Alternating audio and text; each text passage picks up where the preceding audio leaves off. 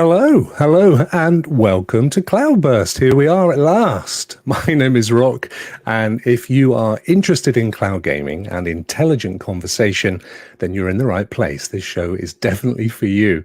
So the first question of the day, what is CloudBurst? Well, there are many high-quality chat shows out there, but we wanted CloudBurst to be fresh and thought-provoking. Each week, we'll tackle just one big cloud gaming question, no holds barred, and no platform left unturned. This is definitely not a show for fanboys. My panel are instantly recognizable and highly respected content creators in their own right, each renowned for deep insight, deep knowledge, and a wide variety of backgrounds and achievements. Now, before we begin, let's just spend a few minutes getting to know our esteemed panelists. So starting from the top left, Lloyd, a veteran game content creator and, of course, instantly recognizable as one half of the hugely successful Stadia cast, which you co-host with Bill, of course. Tell us a little bit about the world of Lloyd, though, outside gaming and content creation. Sure. Well, thanks for having me, everybody. It's great to join all of these amazing people on the show to talk about cloud. I've been, as you said, a longtime content creator. My first podcast was posted April 20th of 2005, and I've been doing gaming industry coverage ever since then, before with blogging and stuff like that. But outside of gaming, I'm an IT person at the local university here in Winnipeg, University of Manitoba. So my interests have always been the latest and greatest technology, new stuff that I can bring to make my job easier and make everybody else's job easier. And cloud gaming is part of that. That's why I have such a love for it. It combines new technology, new ways of consuming, and change. Because if you don't accept change, you're going to be left in the dust. So I like to do that in my personal and professional career. So all that stuff behind you, that's not your store. You're not waiting. No. I'm watching you with a till there, sat in the front. Macintosh and games and all that stuff. Yeah, customers about to walk in a minute. Yeah, exactly. An eBay dream there. Have you got a little Billy for the acorn? And then to your left, of course, we have Clive. Now, before I introduce you, Clive, congratulations are in order. Many happy returns of the day, my friend. I said congratulations because nobody thought I'd make it. Well, you're now the exact same age as me, so that would be a wasted joke. Yeah. Can we get a happy birthday in the chat for Clive? Yeah, happy birthday to Clive. Come on. Birthday was a different way of saying happy birthday, I guess. Yeah, and he's the one with the sound effects. He's the professional. Exactly. So, yeah, he's got it hidden away there somewhere. It's coming. I can see it's brewing. No. Just make sure that I don't have any voice or anything. So, Clive, we know you from your very popular Monday night Stadia chat show, and of course, Generation X Gaming Club on Tuesdays, which we host together. Yes. But I also know there's a lot more to Mr. Illenden than that pretty face. So, why don't you tell us a few things we didn't know about you? Well, I am an avid Converse shoe collector. Yes. There we are. Didn't know that. Look, the only one in the world, apparently. Brand new, look. Wow, look at that. Just added to my collection. Yeah. And a 20-year, I don't know, probably longer than that, actually. I lose count. I am, it is my birthday, so I'm allowed to forget how old I am. But I've been, my kind of job over the many years has been in the world of legal and business affairs for the media industry, which has embraced TV, film, and games on both a development and a publisher side. And through that, actually, it was through that that I kind of got into gaming, really. Again, from having just a sort of a very sort of sparse relationship with it, got into it kind of heavily way back in the late 90s. Yeah, 1812. Yeah, around that time. How was the Regency, Clive? Yeah. Ada Lovelace adding machine. Yeah. nerdy reference there. But no, yeah. So I got into gaming in the first well, it's sort of the first generation of consoles featuring Xbox. So the 360, and I had PlayStation 2 and all that. And that was when I was in the sort of working in the gaming industry around that time. And so I kind of fell in love with that, and then I sort of family came along, and so that took a side step, and then I kind of got back into it, and then interested in tech. And anybody who watches my channel, it's about tech and lifestyle. Basically, anything I buy, I tend to review. And then I love Google stuff. I was very excited about Stadia, and I tried Project xCloud as well in its early form and stuff like that. I just love new stuff. I feel like a man born out of his, in the wrong time. I just love all this kind of stuff. So that's my background. And then it's interesting with Stadia because it's the start of something new. It's like a new entrant into not only to an existing arena, but a new entrant into something new. And it's a dominant company doing that, pushing, being a pioneer on it. And so it's exciting to see from a business perspective, the changing in the marketplace that's delivering in the same way that having, my day-to-day job is impacted severely by the massive disruption that Netflix has had on the TV and film market, on the industry as a whole. And so it's interesting to see that perhaps beginning or potentially going to be replicated with cloud gaming. So yeah, it's just an interesting time. Yeah, and I did say at the top of the show, folks, this wasn't a show for fanboys. I didn't include the hosts in that, by the way. So you're allowed to mention Stadia a couple of times if you want to. It's entirely up to you. I did name drop xCloud as well. Just oh yeah, that's good. And Netflix. You got a few brands in there, which is important to get the Zagnut. Exactly.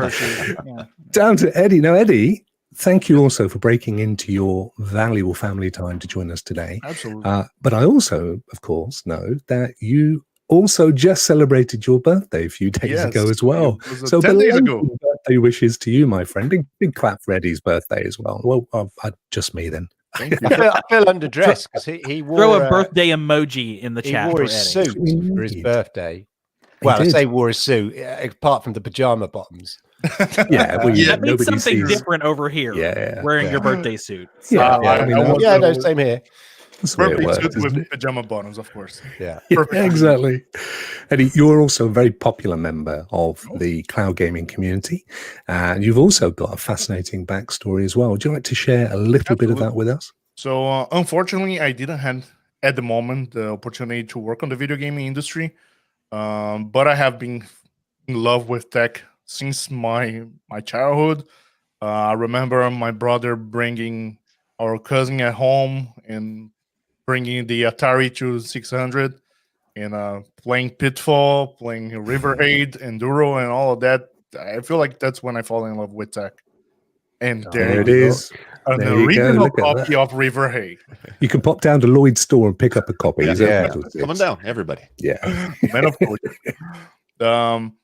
So my background, I have been in tech my whole career. I did a college on tech. Since there hasn't been that much of a big market in video games at the time in Brazil, I went to development. Never actually ended up coding. Just did the college on coding, but always been more towards project management, business management on tech. Worked for 7 years at IBM. Then I changed the industry, but always working on tech. And cloud gaming, I would say, just to finish the story, right now I live in Canada and work as a Scrum Master for mobile development, AI development, etc. You do want to touch on the UFC cage fighting stuff then? That's Lloyd, I'm not joking. There's a video on YouTube. I'll give you the link later. Awesome. I want to see that. Well, I live in Montreal right now. If you guys don't follow that much of MMA fights and etc., there's a gym here in Montreal, which is the home gym of a very famous fighter called Georges St-Pierre. GSP. And I met him at the gym, and I trained with him. And at the gym, I ended up doing a program available worldwide. At the end of the program, we do a cage fight. Anyway, I can talk about that another time. And right now, I live here. I work as a Scrum Master. We focus on AI, so I do understand a little bit more of AI algorithms, NLP, ontology, and so on and so forth. I can mention a few of them here. Mm-hmm. But I've been involved. I fell in love with the tech of cloud gaming. Once again, I came from Brazil, so I have never heard about OnLive before. It was probably something locally to North America or Europe as well. So never, ever heard about OnLive before. And once I was here and I saw the announcement of Google Stadia, I felt the same way when I saw the announcement of the iPhone by Steve Jobs years ago. So I said, this is revolutionary in the industry. I gotta follow this. And after watching Lloyd and Bill on StadiaCast, I think we're all from that same space. On April, I would say, I started following and said, oh my God, these guys are amazing. And I want to start. They gave me the inspiration to start doing content as well on YouTube. So just celebrating my first year on YouTube again on this October. Oh, yes. Well done. So 2 birthdays. Thank you, Lloyd, for being a source of inspiration. That's awesome. Yeah, same here as well. Absolutely. Thank you very much. Then right next to you, of course, is your partner in crime, Chase. Chase, I know Saturdays have become wall-to-wall content creation for you. I think it's, is it 4 shows today or 3 shows today? No, no, 2. Only 2. 2. Oh, 2. I thought. Okay. Otherwise, my wife will kill me, so I have to be good. I don't. Maybe there's more to come. Who knows? You're also one of the most respected people in the space. I mean, your relentless consumer rights championing is legendary. I have to say this. Putting all that to one side, though, tell us what makes Chase tick. Well, so I kind of have a background in so many different areas, and I never really talk about it. So this is interesting that this question came up. My degree specifically is in paralegal studies. I actually had studied to go on to be a paralegal, but the end goal was to also become, as Clive has done, throughout the course of his years, is to become a lawyer, is to be in the legal space and actually litigate, whether that would be for what's called transactional law, which would be like real estate or something like that, or potentially criminal litigation. So I decided that wasn't for me, and ended up going more towards the PR and marketing space, and have done that for a couple of years in the past. Still a little bit of part of the role that I do now. I also have been in the tech side of things. I've done some IT pieces as well. So I kind of have like a very weird but unique type of perspective, because I've been in so many different spaces that I've gotten to see, because currently now I'm more in a customer service role. So I get to see the customer service side of it, the PR side of it, the legal side of it. You put all those things together and it makes you look at things very, very differently than maybe how you would as just a general consumer. And for that reason, that's why, to your point about the consumer advocacy piece, that's why I'm so big on it. But other than that, as far as just gaming, my dad, I literally remember my dad brought home an Atari 2600. I remember Pitfall. It was the first game I ever played. Lloyd's just about to turn around behind him and grab it. I know it. I was going to give Lloyd the chance. Like, Lloyd, do you have the game? But the game it spoke to me, and I was just in love with gaming at that point. And then the first true console that was mine was the PlayStation. My dad took me down to there's a store called Kmart. It's no longer in existence. Sears bought them out, and they basically phased them out. But we went down there. We got that. They had the old school demo disc, if you remember those, where it had like 6 games on it. You got to try the game and all that. And I've always been in love with gaming. Gaming's always been a passion of mine. I never put it into content creation, though, and never, tackled it from this type of lens. So, yeah. And other than that, I'm trying to think if there's anything else that I could say makes me tick. Oh, I'm now a cat lover. That's the new thing. So I never used to like cats. And my wife, when I met her, she was a big cat person, and she has slowly brought me to the dark side. So there you go. Of course, your cats are hunting lizards on the window, don't they? Usually every Saturday morning Stadia talk, you get to hear one of the cats screaming in the background. So there you go. You know it's a lizard who just knows he's seconds away from doom. Yeah. Poor thing. And then finally, and by no means least, Avery. Avery, you're host and leading light within the very popular Stadia Source news and entertainment channel. Most of us know very little about the offline you, but I know you have a fascinating and eclectic past as well. Come on, share a bit of that with us. I do. I've spent the past 10 years in the blood banking industry, of all things. The first 5 of those.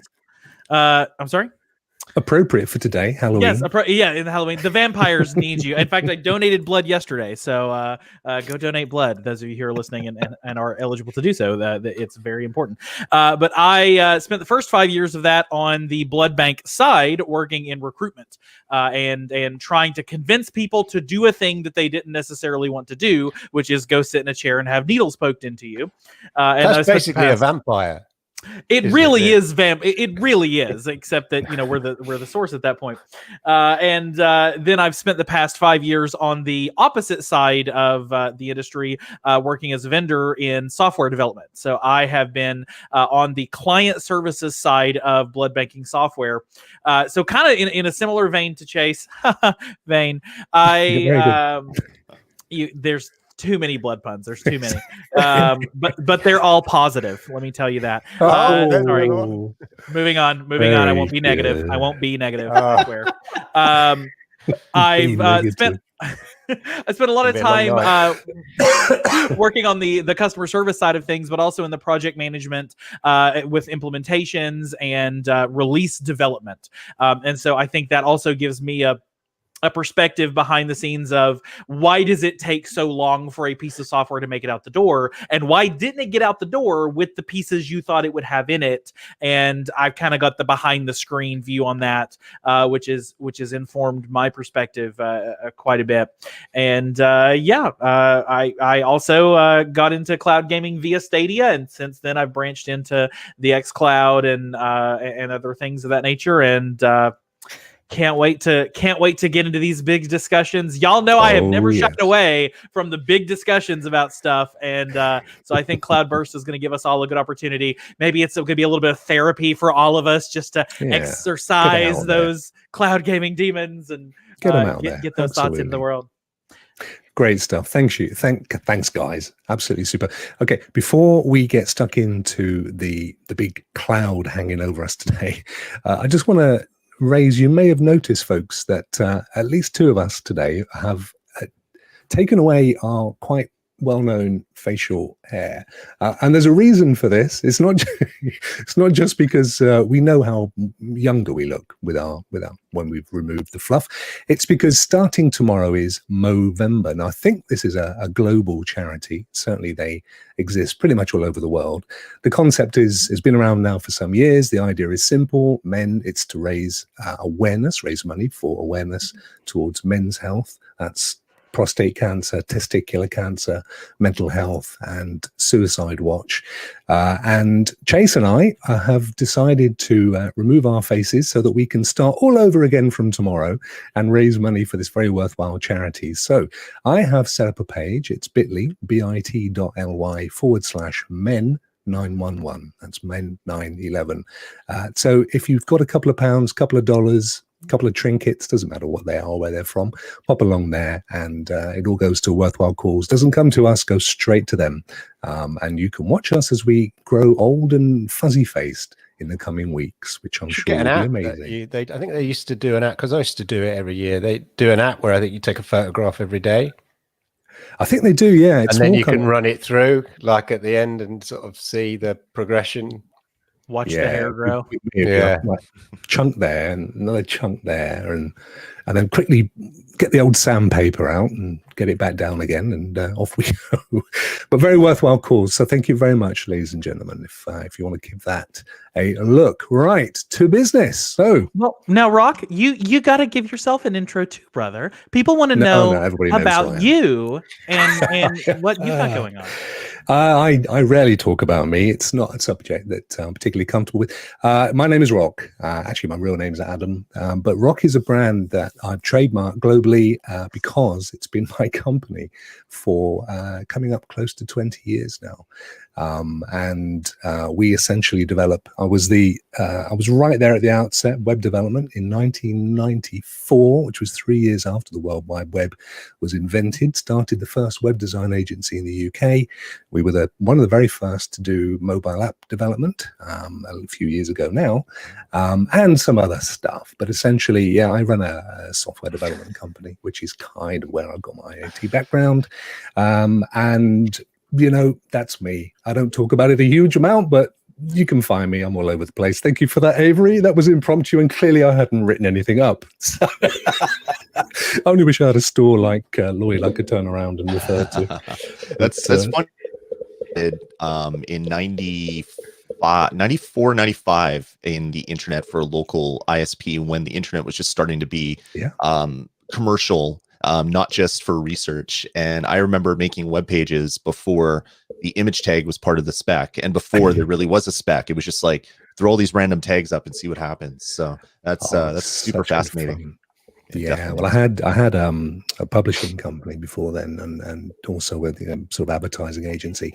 But for me, it was the immediacy, Lloyd. You could rather than traditionally where you put a brochure together or something, and then you'd wait the week for it to go off to the printers and come back and realize you've got the wrong colors or there's a typo.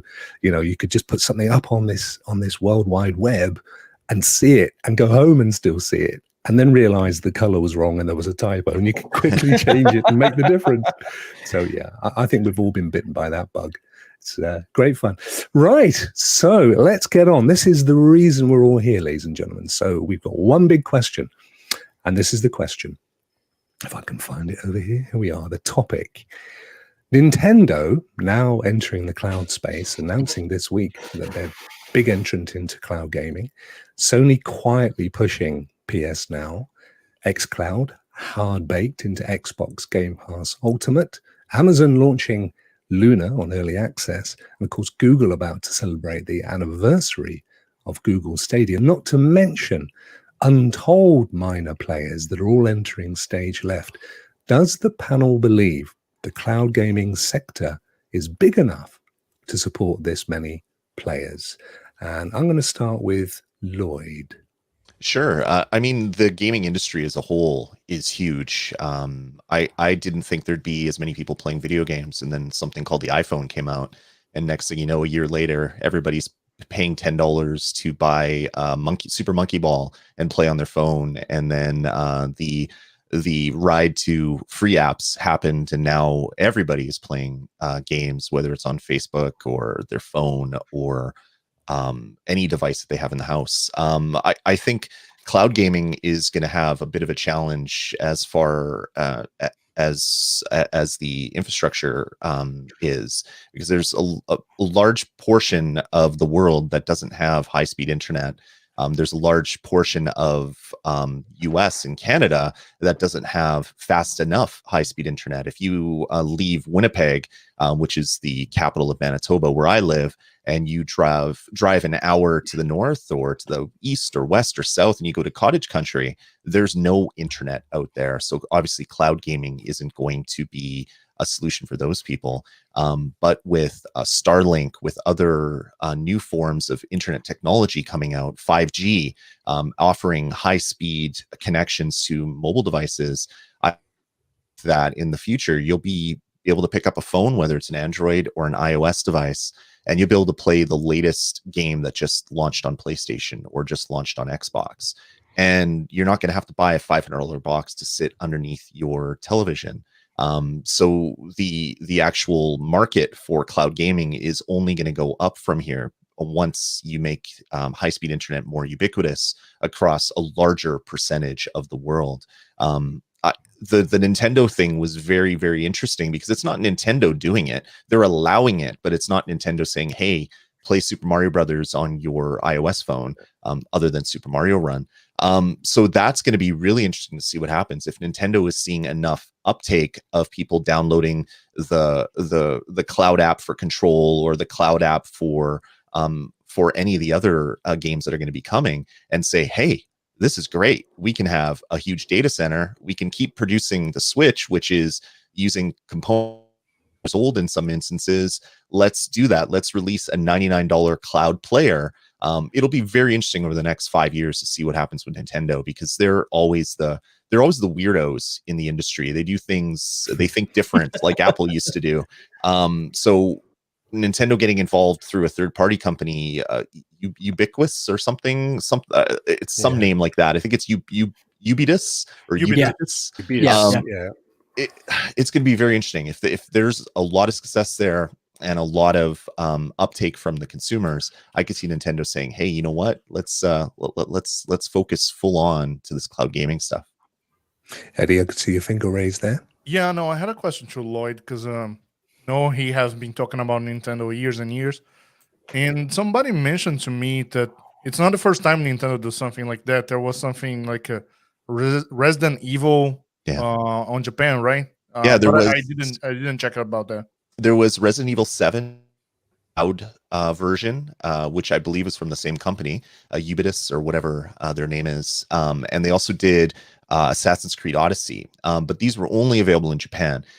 Having high-speed internet and cloud-based gaming in one island nation is way easier than having in I don't know, the prairies of Canada or the Midwest in the US, where to drive to a city takes 40 minutes. So doing it in Japan was a really great place for them to start. People were using VPNs and trying to get it working in all sorts of other countries. And it worked decently, actually, through a VPN. People were able to play Assassin's Creed Odyssey from New York, and it worked. And that blew me away.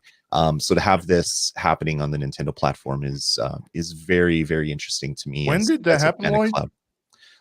It started about 2 years ago. With 2018 was the with Resident Evil and Assassin's Creed around the same time. Chase, is the market going to be able to sustain this amount of players?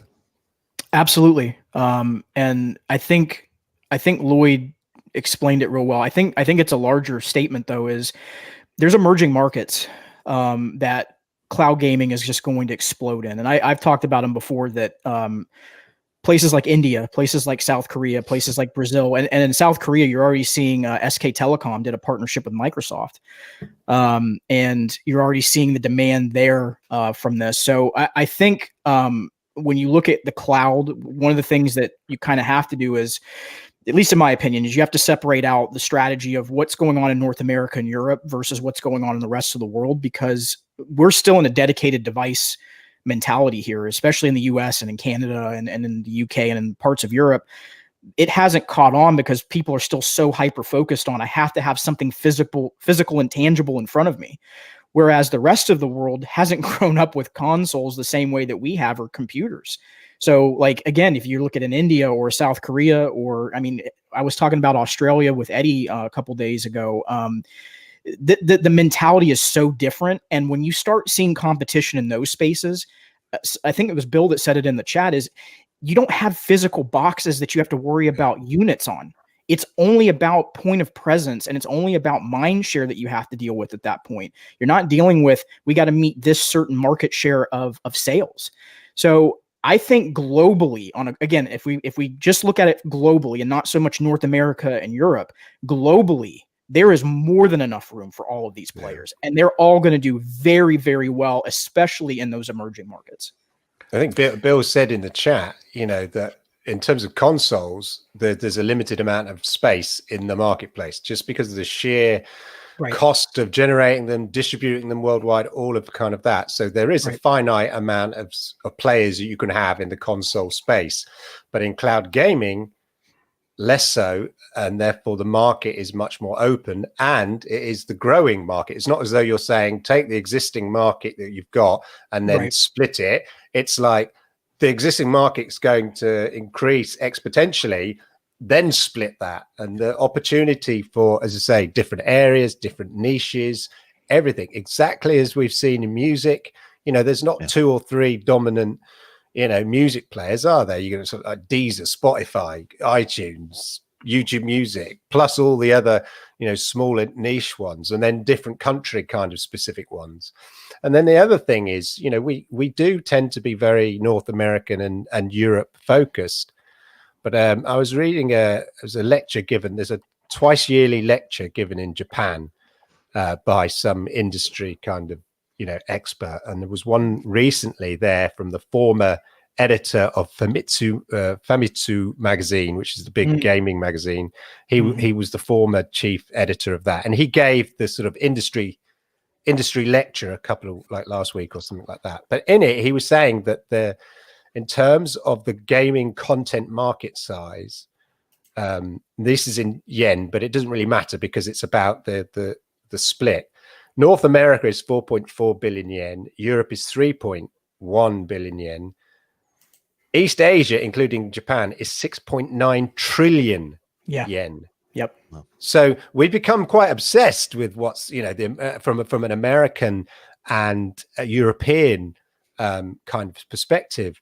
But actually, the bigger part of the market is in gaming content is in, East Asia, which of course includes Japan. And that's why we've seen, cloud game companies like Ubitus and stuff like that, who they've set up this cloud gaming facility, an off-the-shelf cloud gaming service and a cloud gaming GDK kind of thing, development kit, whatever, so they can offer it to Samsung Television, or they've done a massive deal in China with a 5G company and stuff like that. So there is massive potential globally, and on a scale that we don't always kind of see from our kind of slightly more narrow European and North American perspective. So absolutely, I think there's space for for sort of the content, and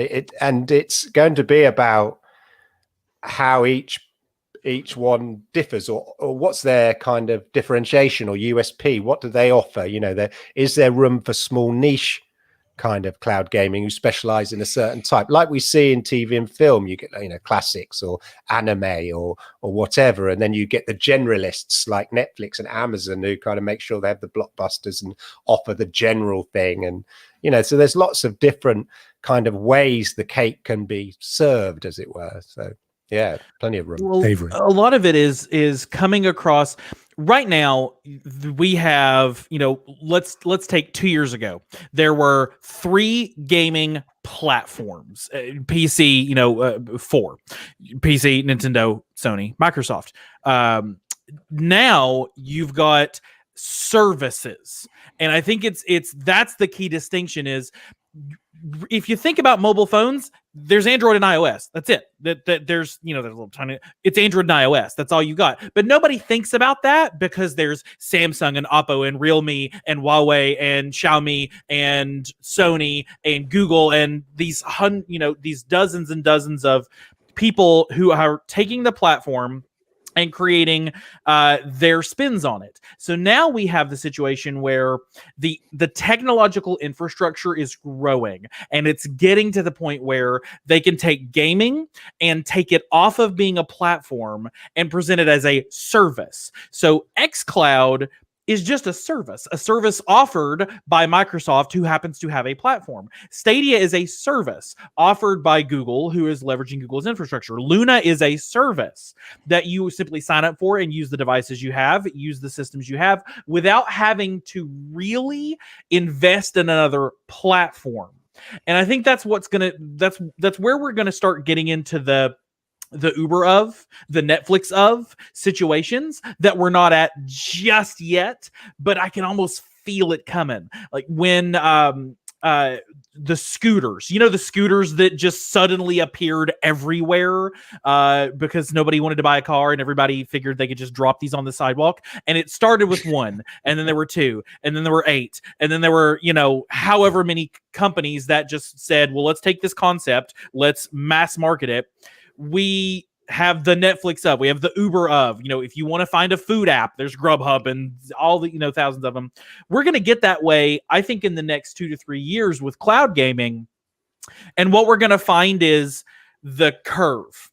We're not even at the top of the curve yet. There's going to be the growth of services where everybody starts getting it. These hedge funds and these private investors and these angel companies and these tech startups say, hey, cloud gaming, that's a thing, and that's worth millions and billions of dollars. Let's get in that. And so the curve is going to spike.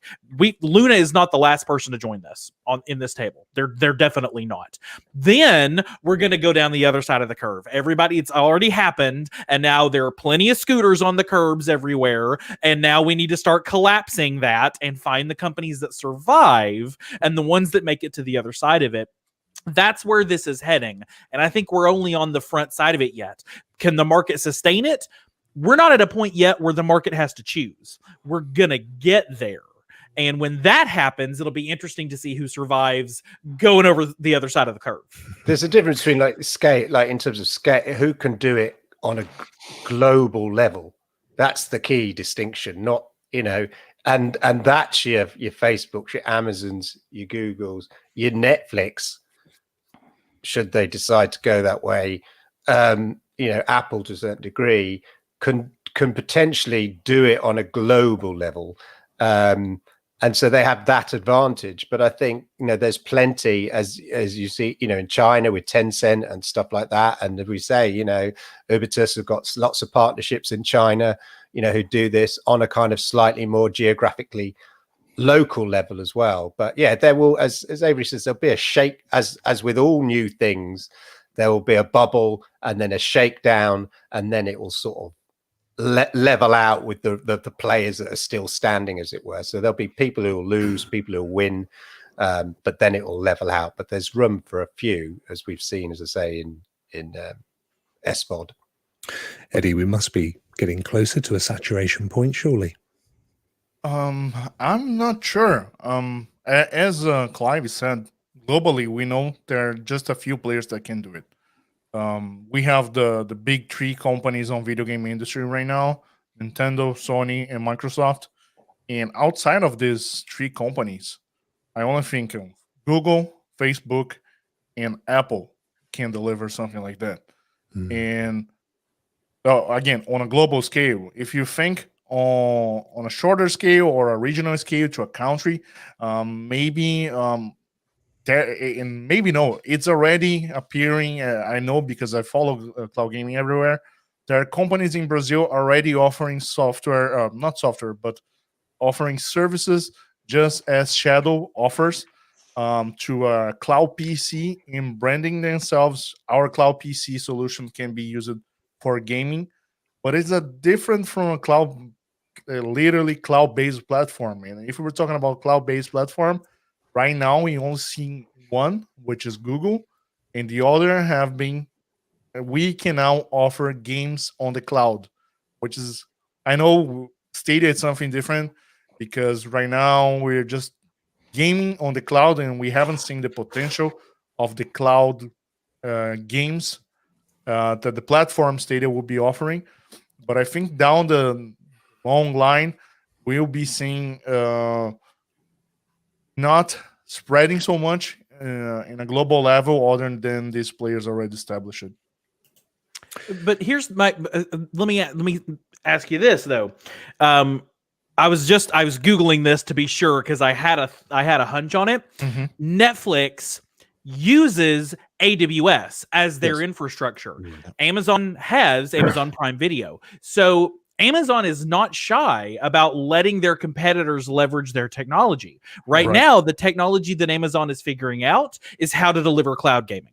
And once they've got that nailed down, is it that unlikely that we're going to start finding other cloud gaming services pop up leveraging Amazon's brand new cloud gaming AWS infrastructure available to anyone who wants to deploy it and pay us X numbers of zeros on that check?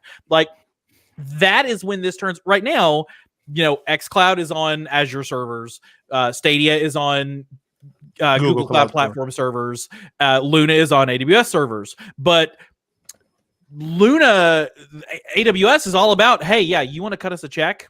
Come on, we'll take the money. You can throw your thing on our service. Let's go for it. So I would be willing to bet. Do we think that that's probably going to be the next evolution? Is people who are offering the service of cloud gaming as a business service, a B2B service that then they can put out from there. Well, it's 50% of Amazon's profit comes from, global profit comes from the AWS side of things. So, their business is flogging that cloud service, and cloud gaming is another opportunity for them to flog that cloud service. And if also they can, even if to a certain degree it's competing against their own, if it's profitable for them to also provide the service, then I can imagine they do. The other thing about Netflix is what Netflix do is that and the reason they're so successful and the way that they minimize lag is that very early on, they went to a lot, as I understand it, they went to a lot of the IP providers and said, okay, we're going to give you this black box. And in this black box, it contains every film and TV program or whatever that's on our service right now. But we want you to put it in your server, in your IP sort of central server. So that way you don't, there's no sort of lag or delay depending where you are. I mean, it costs them a lot of money to do that, but they basically have. So rather than serve everything from sort of the cloud, their own servers, in a lot of places they've gone to the actual point of the IP. You can't get much closer to having it served to your house than the IP supplier that's supplying your house, kind of thing. They've given them a black box with basically all the films and videos in there. So if they sort of decide to sort of employ that technique as well, now they know how that works successfully and is being the backbone to why Netflix is sort of done so well. They could do that with the games and stuff, and again that sort of helps with that whole latency and lag and having to be near a server and all that kind of stuff. So I can see Netflix know how the sort of video on demand market works. I can see them making a move that way. Yeah. One of the big things that Netflix has showed us here in North America is that people don't really care if they own something physically in their hands, which took forever to happen. Everyone would have large VHS collections, large cassette tape collections, large LP collections, looking behind him over there. Look, large game collections. You look at kids now, and this has told them that games are something you play, and then when you're done with them, you play another game. The amount of abandonware on iOS and Android is huge, where if you talk to someone, if they bought a game for Atari 2600, if they bought River Raid for 6 months and then it was no longer supported on your hardware, people would have rioted. But our consumer ideologies and just the way that we consume media, whether it's written or video games, has completely changed. North America is different because people still like to own things, as you can see behind me, the wall of shame of games I haven't finished. But in other parts of the world, that's not a thing. Like one of my coworkers, he immigrated to Canada from India about 5 years ago, and slowly bringing his family over to Canada. But he was talking about in his village, like you don't go to the store and buy a CD. You have a mobile phone and you consume everything on your mobile phone. You stream music, you watch news, you do everything on just a feature phone, not even an iPhone or an Android smartphone. It's just on a feature phone with a little tiny screen, and they have everybody watching and consuming. So the need to own content doesn't exist for large swaths of the population on this planet. So cloud gaming, while it's hard to convince a lot of the hardcore gamers in North America, that isn't the same conversation you're going to have with larger swaths of planet Earth once cloud gaming is kind of everywhere and more ubiquitous. Yeah, and cloud gaming means different things to different people as well. It's not all about the AAA game. Gaming, when we talk about gaming in as industry, it does, however much you might not like it, incorporate mobile phone games, in browser games and stuff like that. And so the ability to be able to play a range of games now, from AAA games right through to the sort of browser type games. I go back to the Japanese lecture that was about it. He was talking about how at Google, you've got Google Stadia, Google Play, and Game Snack, which I didn't even really know is a thing. You've heard of Google, the Game Snack? Never heard of. Yeah. Okay. Well, it's a Google thing. I didn't even know. But basically what it is, it's games in the browser, which seems a bit odd because we've got Stadia or whatever. But they're like mobile phone type games, but games that you play in the browser. So it's just another shop window. But the point is they're sort of casual games, easy, like the Bejeweled type things that we kind of, used to know. But that's what, as you say, the access to a range of different types of games become blurred. And as you say, we're so focused on, we look at, sometimes and a lot of people who kind of watch us look at Stadia and the other cloud gaming services and cloud gaming in general as just from a console or PC gaming perspective. Whereas what people want to do is game. Sometimes they want to play Candy, whatever, and Candy Crush. And other times they want to play Doom Eternal, so it's that's what gaming is. And as you say, in India, the Samsung was successful because they managed to create cheap smartphones, which sold and revolutionized communication and how people consume entertainment in India. And I've quoted loads of times that PUBG, until it was banned, but PUBG Mobile had 50 million players in India, which was a kind of a sign that, as Lloyd says, they do all their entertainment consumption through the mobile phones, thanks to Samsung and the government, Indian government, spending heavily on decent phone infrastructure to bypass the problem of broadband and stuff like that, which I think you'll find. I'm curious, you mentioned, Lloyd, that in some of the kind of smaller places in Canada, do you think 5G eradicates that problem of being able to have a physical line connected all the way up the mountains and through the lakes or whatever? Yeah, that's the hope. Like right now you have, if you live close enough to a city, you have DSL or you have cable if you're lucky. So DSL is kind of the okay. Cable is great. DSL is okay. And then when you're further out, you're limited to satellite internet, which has like a second delay sometimes in sending a packet and receiving a reply. Obviously, that's not going to work for cloud gaming. But if Starlink works when you have 20 milliseconds from satellites above you, or 5G, or Starlink used as kind of instead of laying cable from major cities to smaller outposts, but you have the Starlink being your update or your uplink rather. I could see 5G combined with that new type of satellite internet is going to completely revolutionize the way that people that are in more rural communities get their, which is going to make cloud gaming finally viable for those people. See, it's interesting because let me tackle that real quick. And I had two other things I wanted to just throw in here that I think are really interesting points. But one, that is something, and I think, Lloyd, you're actually opening up something that is an important conversation to be thinking about when we talk about cloud. Is these companies are going to have to leverage every possible deliverable that is in existence on the face of the planet. And what I mean by that is you can't just solely focus on 5G. We hear all the time about 5G is going to be the next thing. 5G is going to be this. You're already seeing companies like what? We're seeing Elon Musk with Starlink. AWS has their own satellite push that they're doing where they're doing satellite infrastructure. You're going to have to be able to deliver at all these different delivery methods because your consumer base isn't all going to be on 5G. They're not all going to be on traditional internet that we're used to. You're going to have a lot of people that go towards the satellite infrastructure. And in fact, I know, a lot of people around where I live, they're excited about this. They're tired of being locked into two providers where both of them have data caps and you don't have a choice. There's no freedom of choice anymore, the way things are locked down.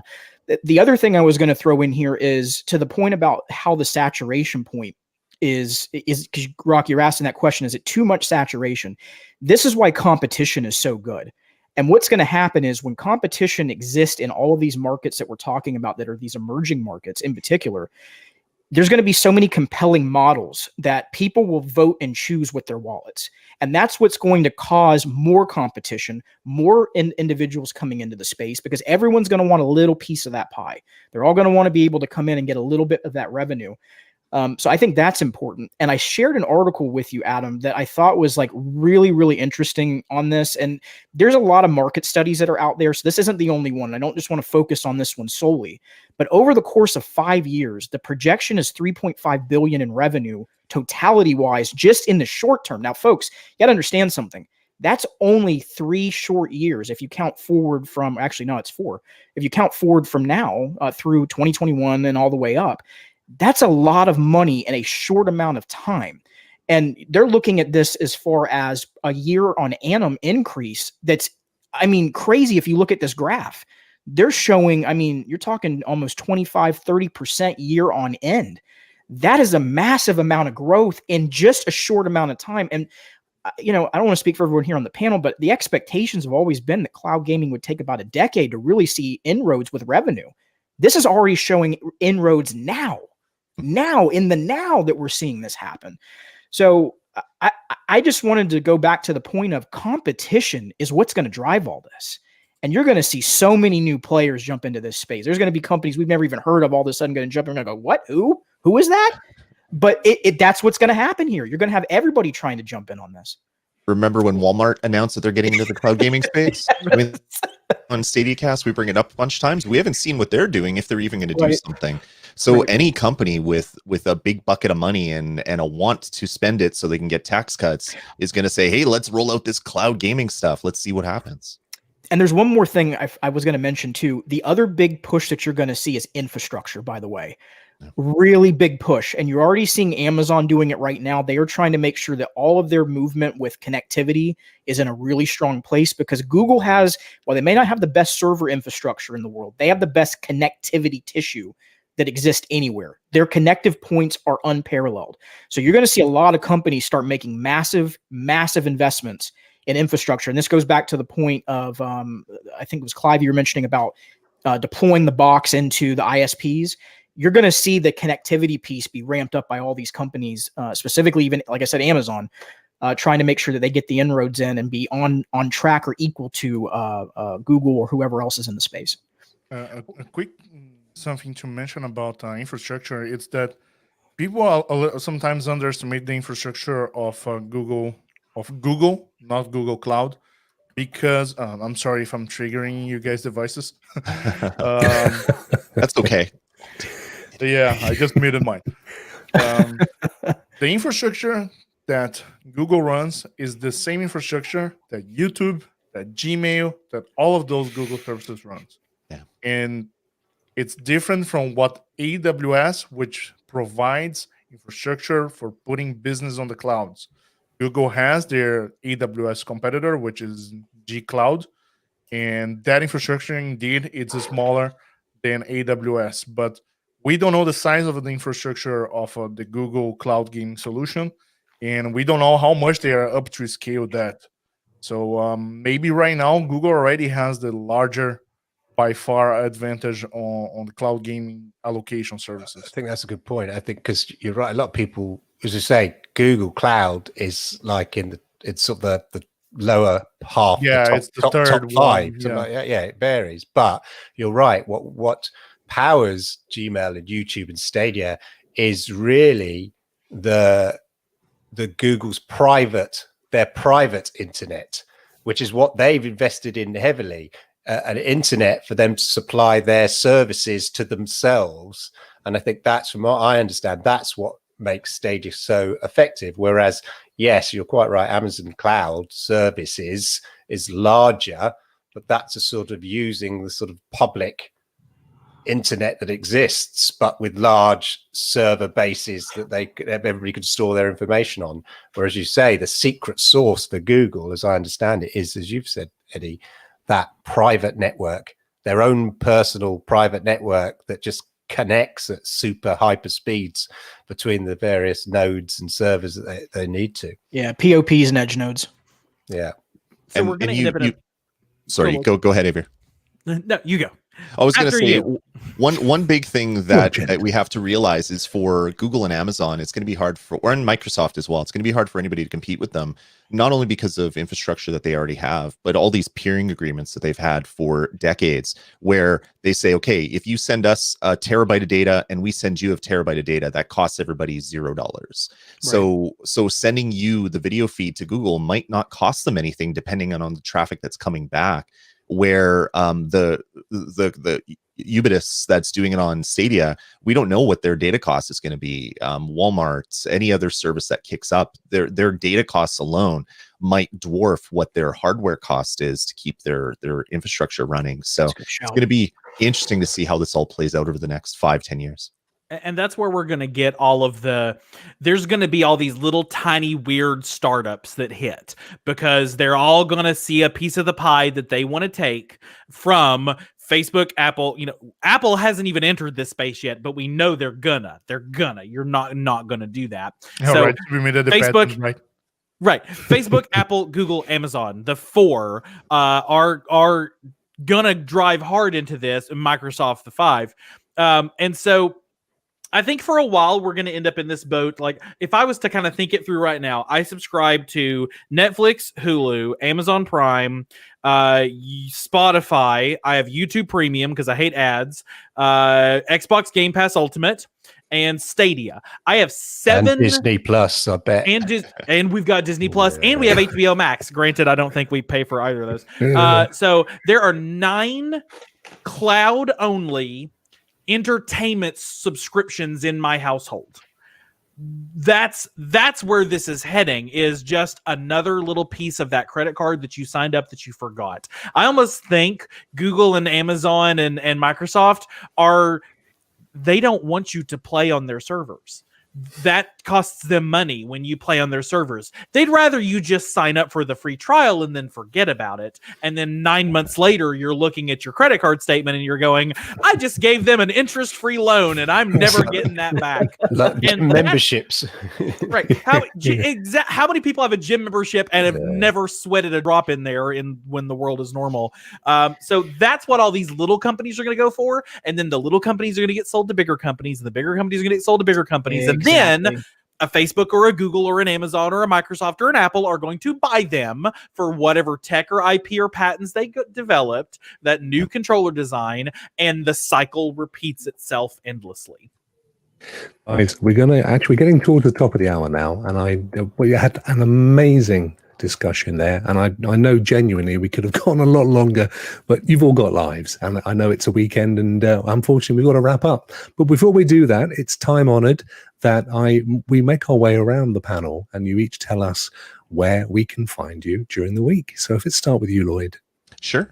You can follow me on Twitter. I'm at Dasme on Twitter, DASME. I also produce a lot of content, gaming-related content. Res.tv is my content network, REZD.tv. I can finally say that out loud because there's more of us than Americans now that are going to say, why'd you say that? It's Z. What are you doing? Everyone knows it's Z. Sure. Exactly. And also, I host StadiaCast over at youtube.com/StadiaCast, so you can check out that show every Sunday. Fantastic. Clive. Yeah, I'll be hosting my regular Stadia Monday night chat, 9 p.m. UK time on a Monday night, and 10 p.m. Monday, every Monday UK time. And then, of course, Generation X, which is going to be moving to Twitter, everybody. Generation X Twitch Gaming even. Club. We're always on Twitch. Twitter. Yeah, sorry, Twitch. We're moving house. It's like moving house. I've always forgotten the address. We're moving the Generation X Gaming Club every Tuesday, 9 p.m. to Twitch. And you catch me there, and I'm on Twitter at Clive Illenden. And of course, Friday nights we do Rockstars. Stadia Rocks. Yeah, you see, you've got to get on as Illenden well. with an E. Important. Exactly. Yeah, Eddie. Well, everybody can find me at Eddie Player One over YouTube or over Twitter. I don't have a fixed schedule of live streams other than the podcast. I do a podcast every Tuesdays at what time is it? 8:30 p.m. Eastern time with me, Chase, Kai, and Ashes. This week on Stadia Unfiltered plus 18. And there's a new show as well, inspired by Bill, which is on the chat as well. It's called the Trash Mob Show, where me, Megatron X, and Link TV. Each week we get one game from Stadia, and we talk everything about the game. The last week we talked about Destiny 2. Link is a big fan of the lore of Destiny 2. And the next week we're going to be talking about Assassin's Creed Odyssey with bits and bits of the whole franchise of Assassin's Creed in preparation for Valhalla. We're all children of Bill and Lloyd, aren't we, when it comes down to it? Let's be honest. It's run from the font. Yeah. Over to you, sir. God, so you asked me earlier if I had a lot of stuff on Saturdays. I don't on Saturdays, but I do throughout the entire week. So let me try to list all this off. So same as Eddie said, Tuesday nights, 8:30 p.m. EDT. This week on Stadia Unfiltered, 18 plus, like Eddie said. It is an adult themed show, so be forewarned. On every 2 Friday nights at 6:30 p.m. EDT. It's a brand new time slot. Is the Stadia Initiative. That is with Brian. God, here I am struggling. Brian, MM2K, 64, Megatron X, Eddie, and myself. And it is now moved over to the Stadia Talk channel. So every 2 weeks, you'll get that show.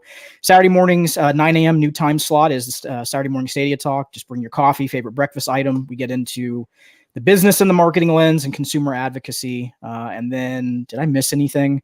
I haven't. And then there's this wonderful show with you amazing, esteemed panel at 1 p.m. EDT every week at CloudBurst. There you go. There's everything. And then Twitter at Phantom UFC Fan. Thanks, Chase. Avery. You can catch me weekly as the host of the Stadia Source Roundtable podcast. Stadia Source, your number one source of Stadia news and reviews. They're on youtube.com/Stadia Source. You can follow me on Twitter at Charm City A, because I live in Charm City and the first initial of my name is A, if you haven't figured that out. And I also have one show. I only have like 2 shows a week. Well, 3 now, I guess. I have Charm City's Community Playground. Come join me on the playground Sundays at 1 p.m. Eastern on the Stadia Source YouTube channel, where you can play with me on the playground, enjoying those Stadia games. Fantastic. Well, thank you guys once again for an amazing first show. Already looking forward to the next one. But in the meantime, I've got to go and listen to my Prime Minister. I think he had something important to tell us a little while ago. Have a fantastic week. Thank you very much for joining us. And chat, you were amazing as well. I caught up with as much of you as I possibly could. So join us again, same time, next week. 1 topic, 6 people, lots of fun. Take care.